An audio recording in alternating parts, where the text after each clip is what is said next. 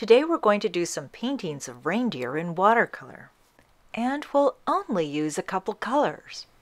The materials that we'll be using are a watercolor set, the brush that came with the set, and if you have a slightly larger brush, that's good too, along with a pencil, a white crayon, a clear white birthday candle, and white acrylic paint if you have it.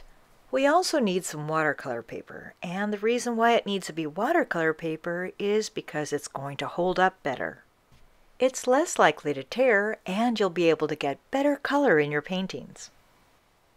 Now the first one we're going to do is a single reindeer. And to make it easier for you to know what a reindeer looks like, you can go on the internet and do a search for free reindeer pictures. Now you really can use any kind of picture. We only need an outline. So here's one that I found that's really simple, just black and white. And what I'm going to do is take a pencil and rub it all over the back of the picture. Then I'll turn it back around, place it on top of the watercolor paper, and trace the outline. Now you don't need to press really hard, just hard enough so the line transfers to the paper. Then using the candle or the crayon, go ahead and start adding some snow in the sky. You can add as much as you like. Then go ahead and start filling in the reindeer. So the candle or crayon actually act like a resist, meaning that the color doesn't penetrate the wax onto the paper. So if we really wanted to, we could paint right over that reindeer and we'd still have it light. Let me show you what I mean. Here you can see how the water and color roll off the wax of the crayon. Now this can work, but let's say I want to have really clean lines. I can go ahead and wipe out some of the color inside the deer, or if the paper's dry, I can paint around it. Now you can use any color that you like. I just happen to choose a dark midnight blue sky. And I'm taking my brush and bringing it right up to the edge of the pencil line.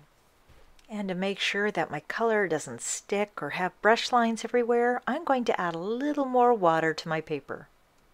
And since I've gone ahead and taped my edges, I don't have to worry about staying within the lines. I can paint right over it. Even if you don't have tape along the edges, that's okay. You can paint out to the edge of the paper. Or maybe have a rectangle shape with a pencil line just around the deer.